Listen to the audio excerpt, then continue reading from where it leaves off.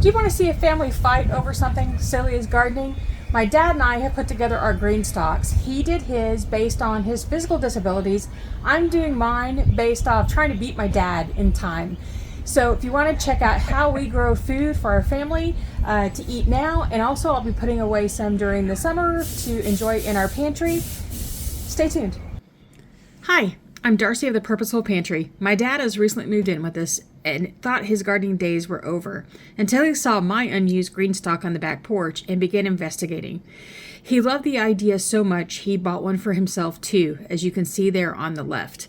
And then he challenged me to get mine out and plant it as well.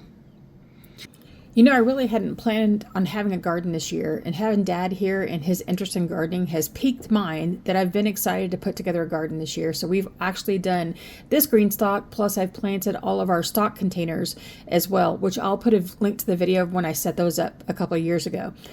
So one tip that I have for you when you're building your GreenStalk is make sure that you cover that central water pipe that you can see right there before you put on, before you add dirt, to stop dirt from getting inside and clogging up those gray watering discs, because that is the drip irrigation system that makes the GreenStalk work. As you water it from the top, it drips down to the entire column to water your plants.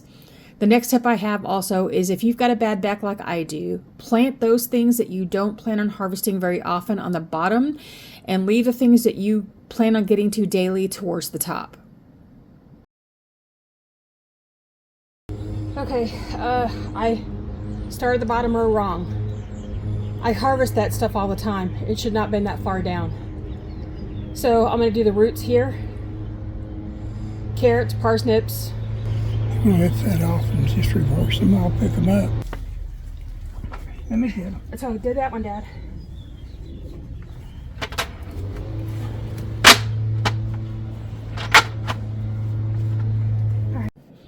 A couple of other tips I have for you are to plan out what you think that you're going to put on each tower in order to make sure that you've got a plan going about what goes where. We should have done more of that before we started planting to make sure we had enough spaces for those things that we purchased and enough spaces for those things that we bought seeds for, which we didn't. We have a lot of seeds that we still need to plant. Another thing is to also use a soil that goes in your stalk towers that is potting soil, not compost, because you need the water to be able to flow easily and drain properly from each of the towers. Now here's Dad stepping in to help, because that's what my dad's like. All the time growing up, he was always quick to lend a hand with any project that we had going on. Even when he first moved into the house, he helped me redo my pantry where I could have open doors instead of folding doors. They just opened straight out like a regular door, and then added some extra storage to it. And I'm always grateful for his help in every way.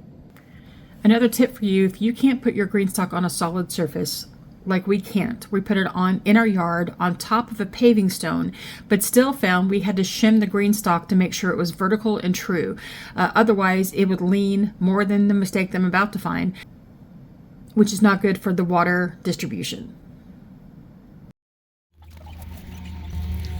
Sweet Marjoram? marjoram. Yeah. Okay. All right. We're really out of plants, aren't we? Oh, there's one more. There's the dill. Adele, Dill. where is it? It's behind your petunias. All right. Then we can do lettuce. A row of lettuce on the top. Okay. So we can do some spinach, some regular lettuce. And we only have one more layer to do, unless we're going to do 2 layers.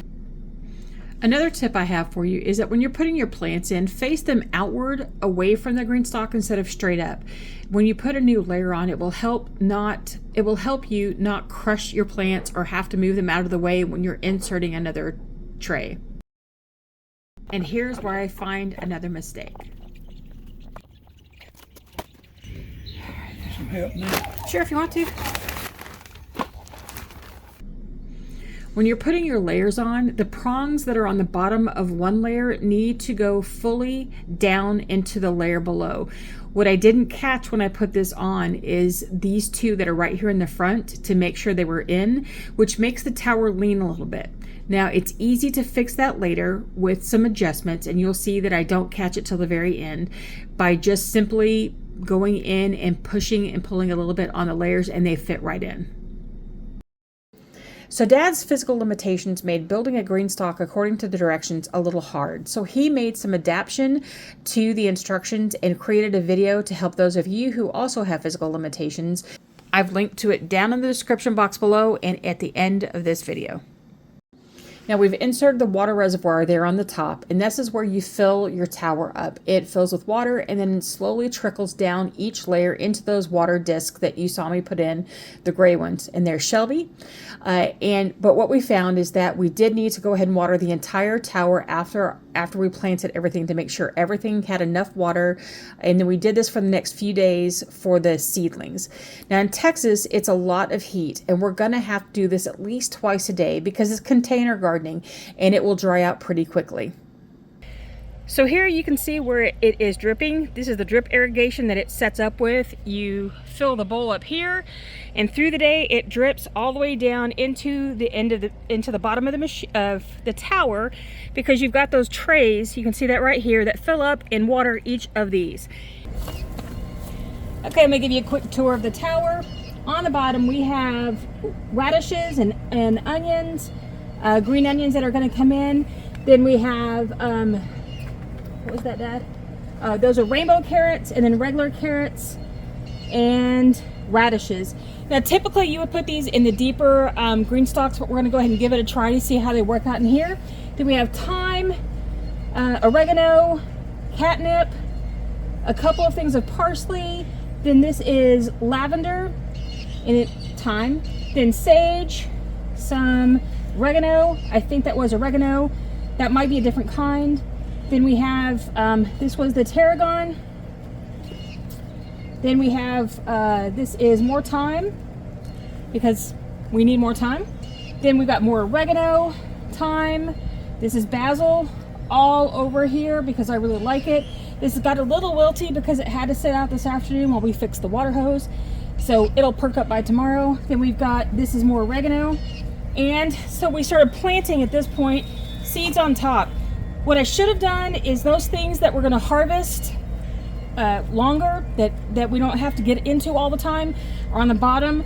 Things that we're into all the time on the top. So mostly what the top shelves are lettuces, microgreens, arugula, some mesclun, and those kind of things that we're going to be harvesting daily or every other day as soon as they grow. My dad has strawberry, has a couple of layers of strawberries. He's got greens, tomatoes, green beans, loads of herbs. So we'll show you that tour over on his channel. Now here Dad is inserting or putting on a net that we found at Lowe's. It's a paint can strainer. It was a little hard to get on, but once he got it on here, this is going to stop the debris from all the trees that are right around us getting into this water trough and degrading and getting in there and blocking any of the water that comes in. We'll just lift off this, shake it out, and then put it back in. So as you can see, we both did great, although he cheated. So if you want to see what Dad put on his GreenStalk and how he built it, then watch his video, and I'm going to put it right here. And until I see you again next time, happy dehydrating, happy gardening. See you later.